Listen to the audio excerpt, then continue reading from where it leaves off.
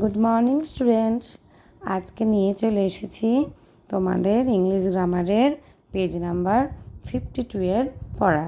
তোমরা irregular verb অবধি স্কুলেই পড়েছ।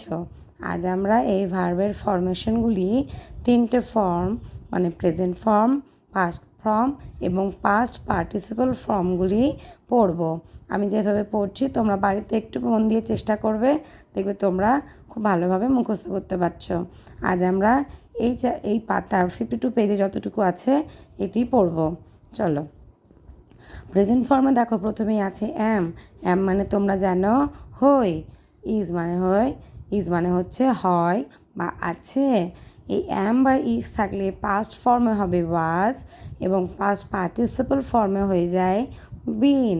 তাহলে যখন পড়বে তখন এভাবে পুরোটা না পড়ে, এত পড়া তো সম্ভব না, এভাবে পড়বে অ্যাম ইজ ওয়াজ বিন, বা পড়লে ধরো am was been, is was been, আর were been, bid bade Biden.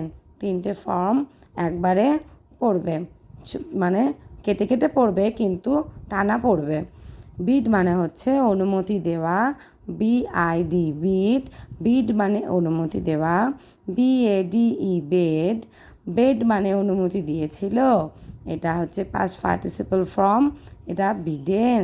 তাহলে বিড বেড বিডেন বানান করে মুখস্থ করবে।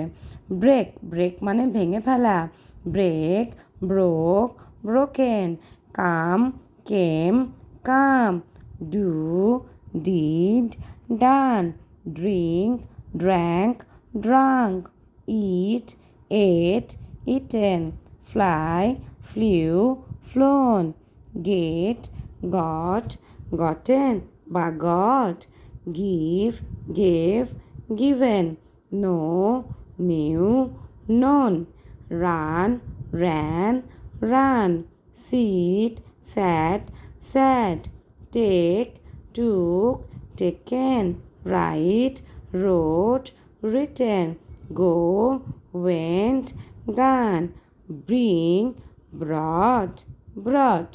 এগুলির মানে প্রত্যেকটি শব্দের প্রেজেন্ট ফর্মের মানে এবং তিনটি ফর্ম মুখস্থ করবে। এই যে আইএনজি যোগের ফর্ম এটি পড়তে হবে না। এইটুকু তোমরা ভালো করে মুখস্থ করো, পরের দিন আবার পড়া পাঠানো হবে। কিছু অসুবিধা হলে ফোন করো। টাটা।